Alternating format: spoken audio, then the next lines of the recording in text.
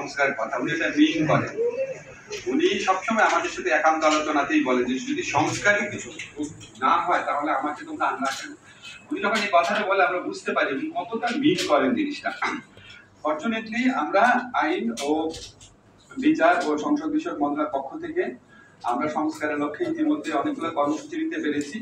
আপনারা আমাকে কথা বলতে দেখেন, কিন্তু এর মূল কৃতিত্ব হচ্ছে আমাদের যারা অফিসার আছে ওনারা দিন রাত কষ্ট করে, অনেক সময় শুক্র শনিবার অফিস করেছে, অফিস আওয়ার পরেও অফিস করে, এবং আমি তাদের সাথে খুবই রাগারাগি করি, কাজে একটুখানি দেরি হলেও তারপরে তারা এত একনিষ্ঠ হয়ে কাজ করেন, এর মূল ক্রেডিট হচ্ছে ওনাদের। আমি জাস্ট আপনার এটাকে হয়তো একটু গাইড করি, একটু এটাকে আপনার এনকারেজ করার চেষ্টা করি। আমি আপনাদেরকে বলি আমাদের মন্ত্রণালয়ের পক্ষ থেকে আমরা 3টা টার্গেট করেছি সংস্কার কার্যক্রমের ব্যাপারে। একটা হচ্ছে দ্রুত এবং স্বল্পতম সময়ে অল্প খরচে মামলার নিষ্পত্তি করা। এই লক্ষ্যে আমরা গুরুত্বপূর্ণ একটা পরিবর্তন অলরেডি করেছি, সেটা হচ্ছে আমরা বাংলাদেশে আগে হয় নাই কখনো এত বড় পরিবর্তন, সেটা হচ্ছে আমরা সিভিল প্রসিডিউর কোডের পরিবর্তন করেছি। আপনারা জানেন আমাকে অনেক আইনজীবীরা ধন্যবাদ জানিয়েছেন যে আমরা কতগুলা পদক্ষেপ সেখানে নিয়েছি, আপনারা তো জানেন সেই বিধানগুলো আর কি। সেকেন্ড হচ্ছে আমরা ফৌজদারি কার্যবিধির অ্যামেন্ডমেন্টের কাজ দ্রুত এগিয়ে নিচ্ছি। আশা করি আমরা আগামী 1 মাসের মধ্যে এটা আমরা আইন আকারে পাশ করতে পারবো। এটা নিয়ে আমরা একটা কনসালটেশন করেছি, আর একটা কনসালটেশন অতি দ্রুত করব। তো প্রথম লক্ষ্য ছিল দ্রুত এবং স্বল্প খরচে মামলা নিষ্পত্তি করা। এটার লক্ষ্যে আমরা সিপিসি এবং সিআরপিসির অ্যামেন্ডমেন্ট করেছি। সেকেন্ড যে লক্ষ্য সেটা হচ্ছে ন্যায় বিচার নিশ্চিত করা। এটা খুব কঠিন কাজ। ন্যায় বিচার নিশ্চিত করার জন্য আমরা ডিজিটালাইজেশনের কথা চিন্তা করছি। আমরা হাই কোয়ালিটি ট্রেনিং, আমাদের যে জাজদের যে ট্রেনিং কারিকুলাম আছে সেটা কোয়ালিটি ইমপ্রুভ করার কথা চিন্তা করছি। জাজদের অ্যাকাউন্টেবিলিটি বাড়ানোর কথা চিন্তা করছি। আপনারা জানেন আমরা যারা জাজ আছেন, যারা আইন বিভাগে যারা কর্মচারী আছেন, কর্মকর্তা আছেন, সবার আমরা সম্পদ বিবরণী সংগ্রহ করেছি, সেটা নিয়ে আমরা ভবিষ্যতে আরো কাজ করব।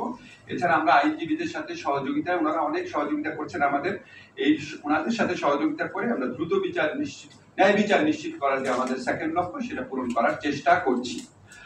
আমাদের যে থার্ড লক্ষ্য সেটা হচ্ছে মামলার অভিশাপ থেকে মানুষকে মুক্তি দেওয়া। এই থার্ড লক্ষ্য পূরণ করার জন্যই আমরা আইনগত সহায়তা প্রদান যে সংস্থার অধীনে যেই সংশ্লিষ্ট আইনগুলো আছে সেই আইনগুলোর পরিবর্তন করতে যাচ্ছি। আজকে সেই আইনগত পরিবর্তনের মাধ্যমে সরকারিভাবে আইনগত সহায়তা, আইনগত সেবা দেওয়ার প্রক্রিয়া আমরা আরো অনেক দক্ষ, কার্যকরী, দ্রুত করার লক্ষ্যে কিছু পদক্ষেপের কথা চিন্তা করছি, সেগুলি প্রেজেন্ট করা হয়েছে।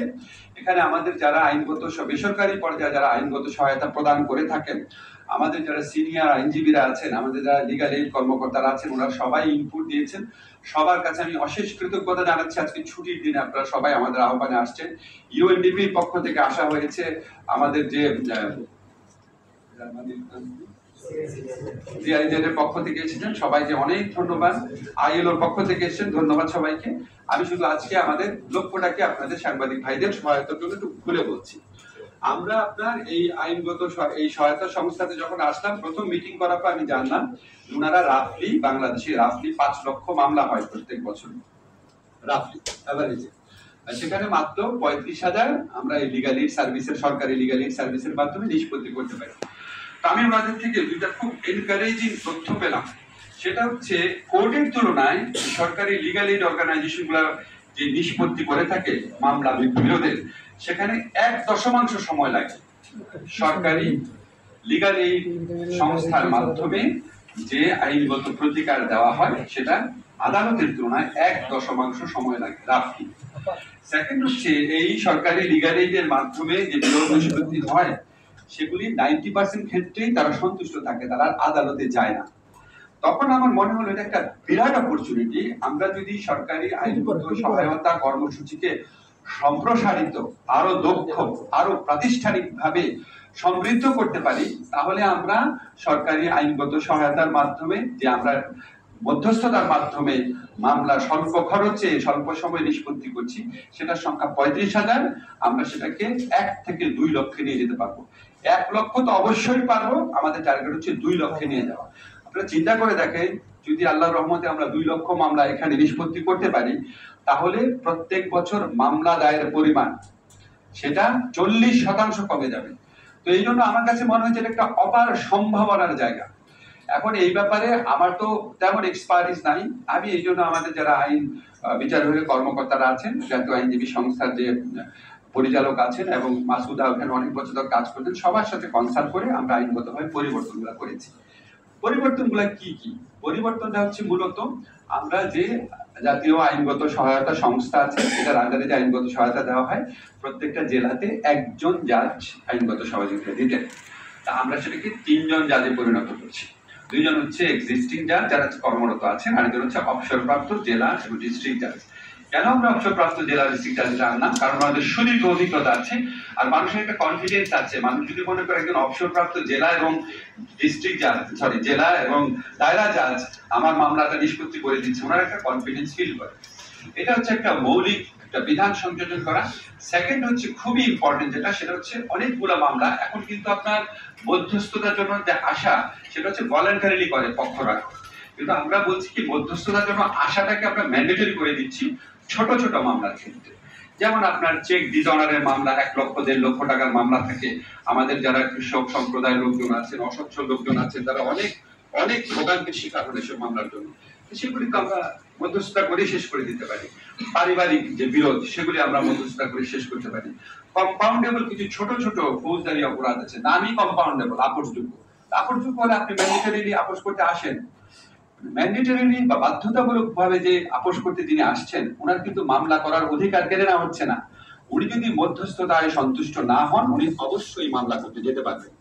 মামলা করতে তো যেতে পারবেনই, ওনার যে তামাদি কয়েকদিন সময় মধ্যস্থতার জন্য ব্যয় হলো, ওই সময়টাও ওনাকে এক্সট্রা দেওয়ার বিধান থাকবে।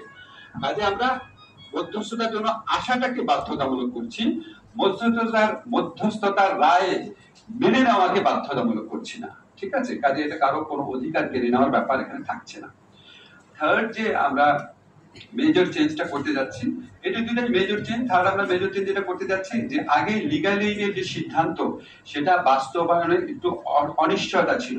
এখন আমরা সেটাকে বলবৎযোগ্য করার মাধ্যমে এটাকে আরো নিশ্চিত করতে যাচ্ছি, যাতে এটা আপনার কেউ যদি একটা পক্ষ আমি মধ্যস্থতা মেনে গেলাম, সিগনেচার টিগনেচার করে গেলাম, কিন্তু বাস্তবায়নের সময় আমি সহযোগিতা করলাম না, ওই সহযোগিতাটা যেন পাওয়া সম্ভব হয় সেই ব্যবস্থা করতে যাচ্ছি। আপনাদের এখানে অনেক ভালো ভালো সাজেশন এসছে। আমরা কিছু সাজেশন আমার খুব গুরুত্বপূর্ণ মনে হচ্ছে। একটা হচ্ছে রেফারেল। আমার এখান থেকে আমি প্রয়োজনীয় যারা মানসিক স্বাস্থ্য বা ফিজিক্যাল স্বাস্থ্যের বা অন্যান্য সহযোগিতা দেয়, সেখানে রেফারেল করার বিধান সংযোজন করা। তারপরে আমাদের যারা বেসরকারিভাবে আইনগত সহায়তা দিচ্ছেন, ওনাদের সহযোগিতা নেওয়া। এখানে আমরা এটা আন্ডারে এমইউ করতে পারি নাকি সেই সহযোগিতা দেখা।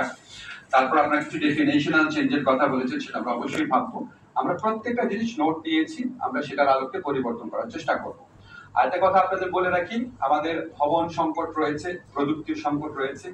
আমার একটা ব্যক্তিগত পলিসি হচ্ছে, আমি কোনো বিদেশি সংস্থার সাহায্য নিতে চাই না। আমাদের মধ্যে একটা প্রবণতা আছে যে আমরা নিজস্ব মানে সামর্থ্যের দিকে তাকাই না।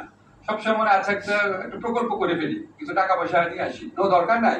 বাংলাদেশ সরকার এত পুয়ার না, বাংলাদেশ সরকারের সম্পদে এত সীমাবদ্ধতা নাই। আমাদের সম্পদের মাধ্যমে এটা করা সম্ভব।